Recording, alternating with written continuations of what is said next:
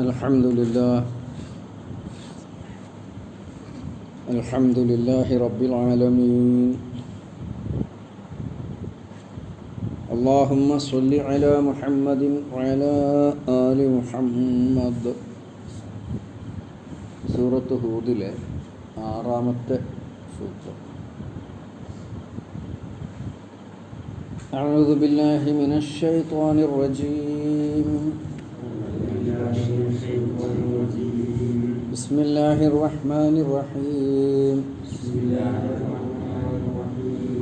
وما من دابة في الأرض إلا على الله رزقها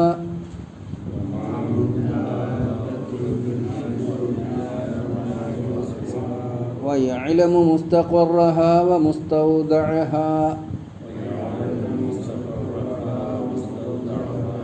كل في كتاب مبين.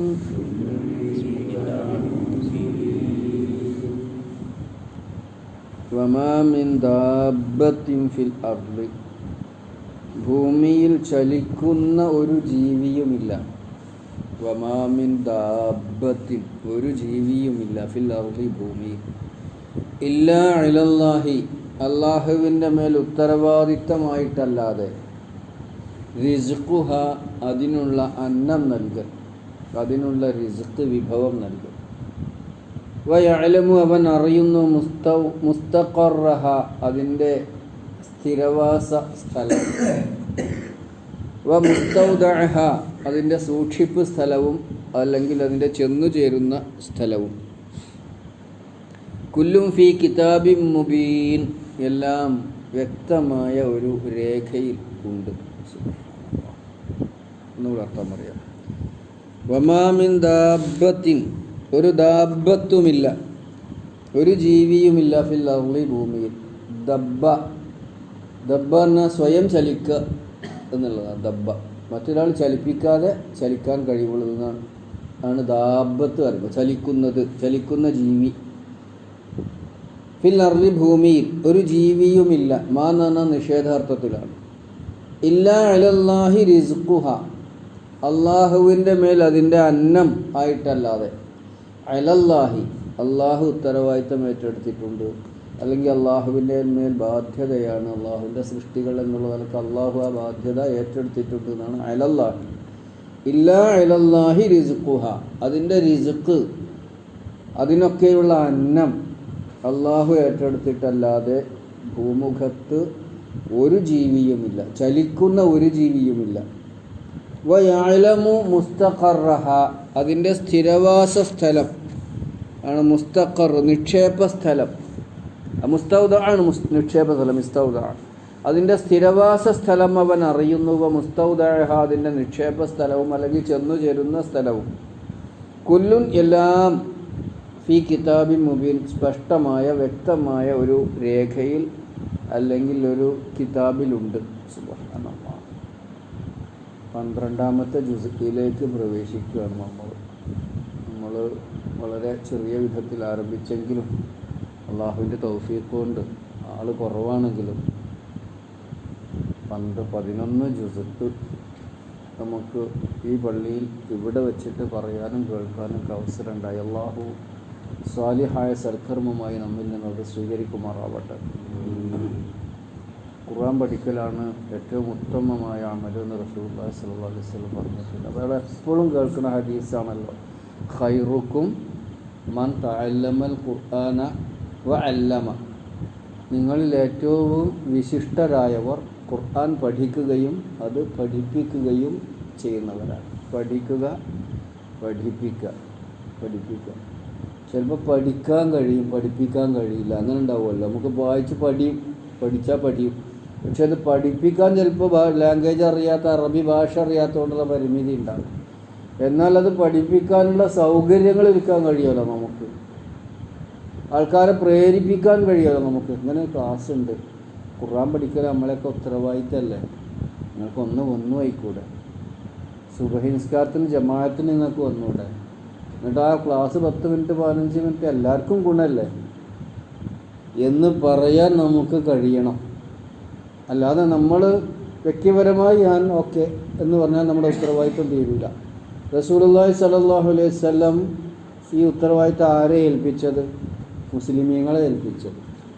അത് നമ്മൾ ഓർക്കണം. ഫൽ യുബല്ലിഗി ഷാഹിദു അൽ ഗായിബ എന്ന് പറഞ്ഞാൽ കേൾക്കുന്നവൻ അറിഞ്ഞവൻ അറിയാത്തവർക്ക് എത്തിച്ചു കൊടുക്കണം. ഈ ഖുർആൻ പഠിക്കൽ നമ്മുടെ ഒരു ബാധ്യതയാണ്, മുസ്ലിം സമുദായത്തിൻ്റെ ഉത്തരവാദിത്വമാണ്. അല്ല ലോകത്തിൻ്റെ മനുഷ്യരുടെ. ഇപ്പോൾ നമ്മുടെ കയ്യിലാണിതുള്ളത് എന്നുള്ളത് കൊണ്ട് നമുക്കാണ് കൂടുതൽ ഉത്തരവാദിത്വം എന്ന് നമ്മൾ തിരിച്ചറിയുക.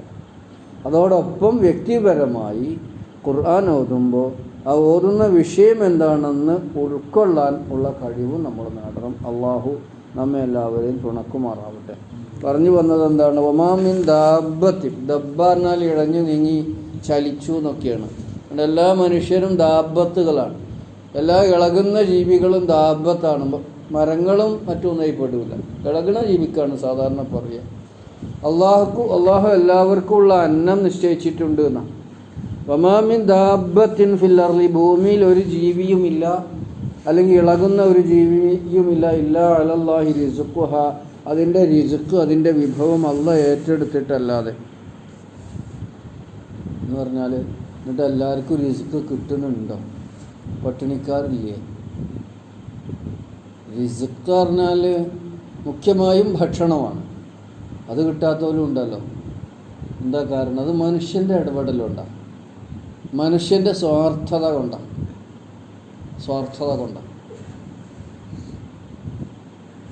നമ്മുടെ രാജ്യത്തെ സംബന്ധിച്ച് ലോകത്തുള്ള ഒട്ടുമിക്ക രാജ്യങ്ങളും അങ്ങനെ തന്നെയാണ്.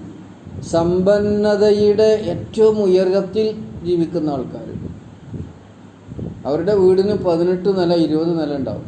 പോലെ എത്ര നിലയിൽ എത്ര റൂം കടന്നുറങ്ങുമ്പോൾ ഒരു റൂമിൽ ഒരു കട്ടിലുണ്ടാവും. അത്രയല്ലേ ഒരാൾ കടന്നുറങ്ങുള്ളൂ. അല്ലെങ്കിൽ അവരുടെ റൂമിന് 60 അവരുടെ കൊട്ടാരത്തിന് 60 റൂമൊക്കെ ഉണ്ടാവും. 60 റൂം. എന്നിട്ടോ എത്ര സ്ഥലമാണ് അവർക്ക്? അതിൻ്റെ അപ്പുറത്ത്, ആ മതിലിന് അപ്പുറത്ത് ഒരു വീടുണ്ടാവും. ആ വീട്ടിൽ അടച്ചുറപ്പുള്ള വാതിലും കൂടി ഉണ്ടാവില്ല. അങ്ങനെയുണ്ടല്ലോ. അപ്പോൾ ഈ അന്നം മനുഷ്യർ അള്ളാഹു ഭൂമിയിൽ ആവശ്യത്തിന് നൽകിയിട്ടുണ്ട്. പക്ഷെ അത് അർഹർക്ക് ഉള്ളവർ കൊടുക്കുന്നില്ല. പല യൂറോപ്യൻ രാജ്യങ്ങളും അവരുടെ ധാന്യത്തിൻ്റെ ശേഖരം അളവിൽ കൂടുതലായാൽ കടലിൽ താഴ്ത്തും നമ്മൾ കേട്ടിട്ടുണ്ടല്ലേ. കടലിൽ എറിയും ഗോതമ്പൊക്കെ, കടലിൽ കൊണ്ടേ കളയും. 4 മനുഷ്യന്മാർക്ക് കൊടുക്കില്ല. അപ്പോൾ ഒരു മനുഷ്യന് ഒരു സാധനം വെറുതെ കൊടുക്കാൻ താരതമ്യേന മെച്ചാരാണ്? ഇസ്ലാമിൻ്റെ അനുയായികളാണ്, മുസ്ലിമീങ്ങളാണ്. മുസ്ലിമീങ്ങളിൽ തന്നെ അന്നം പാഴാക്കുന്നവരിൽ മുമ്പിലാരാ? ഹംസാക്കാക്കൊന്നും ഞാൻ പറഞ്ഞു കൊടുക്കേണ്ടി വരില്ല, അറബികളാണ് അല്ലേ. എത്ര അന്നം! എനിക്ക് നേർക്ക് നേരെ കാഴ്ചയൊന്നുമില്ല, പറയണതല്ല, നിങ്ങൾക്കൊക്കെ അറിയാമല്ലോ. നേർക്ക് നേരെയുള്ള അനുഭവമൊന്നും ഇല്ലെങ്കിലും പറയണത് കേൾക്കണം. യൂട്യൂബിലൊക്കെ ചിലതൊക്കെ കാണുമ്പോൾ എന്നിട്ട് JCBയുടെ കുഴിച്ച് മൂടല്ലേ. അത്ര ഉണ്ടാക്കേണ്ട കാര്യമുണ്ടോ? എത്ര ആളുണ്ടാകും ഒരു പാർട്ടിക്ക് എന്നോൽക്ക് അറിയില്ല. ഓൽക്ക് നിന്നാട് പോരെ. ബാക്കിയുള്ളത് ഇല്ലാത്ത നാട്ടിലേക്ക് കൊടുത്തയച്ചൂടെ. ഇല്ലാത്ത പട്ടിണിക്കാർ ആ രാജ്യത്ത് തന്നെ ഉണ്ടാകും വിദൂരതകളിലൊക്കെ പ്രയാസം അനുഭവിക്കുന്ന. ഇതൊക്കെ അള്ളാഹ് കണക്കാക്കിയത് മനുഷ്യന്മാർ കൊടുക്കായിട്ട. മനുഷ്യന്മാരുടെ ബോധമില്ലായ്മയാണ്, അറിവില്ലായ്മയാണ്, പടച്ചവനെ സംബന്ധിച്ചുള്ള ചിന്തയില്ലായ്മയാണ് ആളുകൾക്ക് അന്നം കിട്ടുക.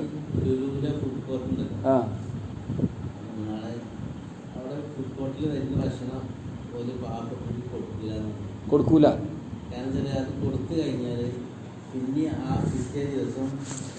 പല നേരത്തെ വരും. എന്തൊരു സങ്കടമാണ്. വേസ്റ്റിക്ക് തള്ളുകയാണ്. കാരണം ഇവർ പൈസ കൊടുത്ത് തിന്നൂല, പിന്നെ വെറുതെ കിട്ടുന്ന ഒരു കണക്ക് കൂട്ടും. പൈസ കൊടുത്ത് വാങ്ങൂല, ഇത് കച്ചവടമാണല്ലോ. അപ്പോൾ കച്ചവടവും ബിസിനസ്സും ഒക്കെയാണ് വലുത്. പാവങ്ങളുടെ പട്ടിണിക്ക് അത്രയൊന്നും വിലയില്ല. അള്ളാഹ് കാത്തുരക്ഷിക്കുമാറാവട്ടെ. എവിടേക്കാണ് ഇതൊക്കെ എത്തിപ്പെടുക എന്നാവോ. അള്ളാഹ് സൗകര്യം നൽകിയവരുടെ സൗകര്യം എടുത്തു കളയാനും അള്ളാഹ്ക്ക് കഴിയുമല്ലോ. അപ്പോൾ അള്ളാഹ് റിസ്ക് എല്ലാവർക്കും ഉള്ളത് നൽകുന്നുണ്ട്. പക്ഷെ അത് മനുഷ്യന്മാർ വിഭജിക്കുന്നിടത്ത് വരുത്തുന്ന ദോഷങ്ങളാണ് എന്നാണ് അതിന് നീതിയോ ന്യായമോ ഒന്നുമില്ലാത്ത വിധത്തിലായി. ഇപ്പം നമ്മുടെ നാട്ടിൽ നമ്മൾ തന്നെ പറയാറുണ്ട്, പണം ഒരു 10 ലക്ഷം രൂപ കയ്യിലുള്ള ആളുകൾക്ക് അതൊരു 20 ലക്ഷമാക്കാനുള്ള പല വകുപ്പുമുണ്ട്. പക്ഷേ ഒരു 100-200 രൂപ പോലും കയ്യിലില്ലാത്തവർക്ക് എന്താ വഴി? അപ്പോൾ ഇങ്ങനെയൊക്കെ അള്ളാഹ് റിസ്ക് ഭൂമിയിൽ ആവശ്യത്തിന് നൽകിയിട്ടുണ്ട്. പക്ഷേ മനുഷ്യന്മാരത് ഇടപെടൽ കൊണ്ട് ആളുകൾക്ക് കിട്ടുന്നില്ല എന്നാണ് ഇതിൻ്റെ ഒരു വിശദീകരണമായി പണ്ഡിതന്മാർ പറയുക. ആണ് വമാമിൻ ദാബത്തിൻ ഫിൽ അർദി ഇല്ലാ അലല്ലാഹി റിസ്ഖുഹ, ഇല്ലാ അലല്ലാഹി റിസ്ഖുഹ. ഇത് അള്ളാഹ് പല വിധത്തിൽ ഖുർആനിൽ സൂചിപ്പിച്ചിട്ടുണ്ട്. വയഅലമു, അവൻ അറിയുന്നു. എന്തിനാ ഇത് ഇവിടെ പറയുന്നതിൻ്റെ കാര്യം എന്താണ്? മേലായത്തിൽ മുമ്പത്തെ ആയത്തിൽ എന്താ പറയുക? മനുഷ്യന്മാർ അള്ളാഹുവിൻ്റെ സന്ദേശത്തിൽ നിന്ന് അഹങ്കാരത്തോടു കൂടി മുഖം തിരിച്ച് തലയിൽ മുണ്ടിട്ട് നടക്കുന്നവരെ വിമർശിക്കുകയാണ്. നിങ്ങൾക്കുള്ള അന്നം തരുന്നത് അള്ളാഹുവാണ്. ആ അള്ളാഹുവിൻ്റെ നേരെ അഹങ്കാരത്തോടു കൂടി അള്ളാഹുവിൻ്റെ പ്രവാചകൻ്റെ നേരെ അഹങ്കാരത്തോടു കൂടിയുള്ള നിലപാട് നിങ്ങൾ സ്വീകരിക്കരുത്. അള്ളാഹുവിൻ്റെ നിർദ്ദേശമായിക്കൊണ്ട് പ്രവാചകൻ തരുന്ന ഖുർആൻ അത് നിങ്ങൾ ശ്രദ്ധ കൊടുത്ത് കേൾക്കണം. കാരണം നിങ്ങൾക്കൊക്കെയുള്ള അന്നം അള്ളാഹു നൽകുന്നതാണ് എന്നാണ് സൂചിപ്പിക്കുന്നത്. വയഅലമു, അവൻ അറിയുന്നു. മുസ്തഖറഹ, അതിൻ്റെ താമസ സ്ഥലം, സ്ഥിരവാസ സ്ഥലം. ഓരോ മനുഷ്യനും അല്ലെങ്കിൽ ഓരോ ജീവിയും എവിടെയാണ് ജനിക്കേണ്ടത്, ആരുടെ ശരീരത്തിലായിരുന്നു മുമ്പ് ബീജമായിട്ട് അയാളുണ്ടായിരുന്നത്, ആരുടെ ഗർഭപാത്രത്തിലാണ് ആ ഉണ്ടായത്, അതൊക്കെ അള്ളാഹ്ക്ക് അറിയാമെന്ന്. എന്നിട്ട് ഭൂമിയിൽ ജനിച്ച് വീണിട്ട് എവിടെയാണ് സ്ഥിരതാമസമാക്കുക, അതൊക്കെ അള്ളാഹ്ക്കാണ് അറിയുള്ളൂ. നമുക്കത് കണക്കൂട്ടാൻ പറ്റില്ല. നമ്മളെ കുട്ടി നമ്മളെ വീട്ടിൽ നമ്മുടെ കുഞ്ഞായിട്ട് ജനിച്ചിട്ട് അവൻ നമ്മളെ വീട്ടിൽ തന്നെ താമസിക്കും എന്ന് പറയാൻ പറ്റുമോ? നമ്മളെ നാട്ടിൽ താമസിക്കും എന്ന് പറയാൻ പറ്റുമോ? അതൊക്കെ അള്ളാഹ്ക്കാണ് അറിയാം. ഏതൊരു ജീവിയും അങ്ങനെ തന്നെയാണ്. ജനിച്ച് വീണയിടത്താണോ ജീവിക്കുക, ആരുടെ വയറിൽ ആരുടെ കുഞ്ഞായി ജനിച്ചു എന്നും എവിടെ ജീവിക്കും എന്നുള്ള കാര്യമൊക്കെ യഅലമു മുസ്തഖറഹ, ഇസ്തിഖറാർ നമുക്ക് അതിനുണ്ടായ വാക്കന്നെ. വ യഅലമു മുസ്തഖറഹ, സ്ഥിരതാമസ സ്ഥലം അള്ളാഹുവിനറിയും. വ മുസ്തൗദഅഹ, ഇസ്തൗദഅ എന്നൊരു കാര്യം സൂക്ഷിക്കാൻ ഏൽപ്പിക്കുക വെച്ചാൽ എവിടെയാണ് മരണപ്പെടുക, എവിടെയാണ് അടക്കപ്പെടുക, അത് അള്ളാഹ്ക്കറിയാം. അവിടെ മുസ്തൗദ എന്ന് പറഞ്ഞാൽ എന്തിനാണ്? ഒരു സാധനം സൂക്ഷിക്കാൻ ഏൽപ്പിച്ചാൽ അവിടുന്ന് തിരിച്ചെടുക്കും ഇല്ലേ? സൂക്ഷിക്കാൻ വെച്ച സാധനം അവിടുന്ന് തിരിച്ചെടുക്കുമല്ലോ നമ്മൾ. അപ്പോൾ മനുഷ്യനായിരുന്നാലും ജീവികളായിരുന്നാലും അള്ളാഹുവിന് വേണമെങ്കിൽ അള്ളാഹു ഉദ്ദേശിക്കുമ്പോൾ ആ ജീവിയെ അതേമാതിരി തിരിച്ചെടുക്കാൻ കഴിയും. അപ്പോൾ മനുഷ്യൻ്റെ പുനർജീവിതമുണ്ടെന്നുള്ളതിന് തെളിവ് കൂടിയാണ് മുസ്തൗദ എന്ന പദം പ്രയോഗിച്ചത്. എവിടെയാണ് മരിച്ചു കിടക്കുന്നത്, അല്ലെങ്കിൽ എവിടെയാണ് അവനെ സൂക്ഷിച്ചു വെച്ചിരിക്കുന്നത്, എവിടെയാണ് അവനെ നിക്ഷേപിച്ചിരിക്കുന്നത്? നിക്ഷേപം എന്ന് പറഞ്ഞാൽ എന്താ? ഒരു സാധനം നിക്ഷേപിച്ചാൽ നമുക്ക് ആവശ്യം ഉണ്ടാകുമ്പോൾ എടുക്കാനാണ്. മനുഷ്യനെ അല്ലാഹു തആല ഏത് സ്ഥലത്ത് ലോകത്ത് എവിടെ എങ്ങനെ നിക്ഷേപിച്ചാലും അള്ളാഹു തിരിച്ചെടുക്കുന്നുള്ളൊരു സൂചന കൂടി ഉണ്ട് എന്ന് പണ്ഡിതന്മാർ പറഞ്ഞിട്ടുണ്ട്. അപ്പോൾ മുസ്തൗദാഹ, മരിച്ച് മറമാടപ്പെടുന്ന അല്ലെങ്കിൽ മരിച്ച് വീണ് മണ്ണടിയുന്ന സ്ഥലം, അതും അള്ളാഹ്ക്ക് അറിയും. ഇങ്ങനെയുള്ള ആയത്തുകളൊക്കെ ഓതുമ്പോൾ ഒരു സുബ്ഹാനല്ലാഹ് എന്ന് പറയാൻ നമുക്ക് കഴിയുകയാണെങ്കിൽ അതാണ് ഖുർആൻ്റെ തിലാവത്ത് പറഞ്ഞാൽ. ഖുർആനെ തിലാവത്ത് ചെയ്യണമെന്ന് പറഞ്ഞാൽ അങ്ങനെ ദുആ ചെയ്യേണ്ടടുത്ത് ദുആ ചെയ്യുക, തസ്ബീഹ് വേണ്ടടുത്ത് തസ്ബീഹ്, തഖ്ദീസ് വേണ്ടടുത്ത് തഖ്ദീസ്, അള്ളാഹിനോട് കാവലിനെ ചോദിക്കേണ്ടടുത്ത് കാവലിനെ ചോദിച്ചുകൊണ്ടുള്ള ഖുർആൻ പാരായണമാണ് യഥാർത്ഥത്തിൽ തിലാവത്ത്.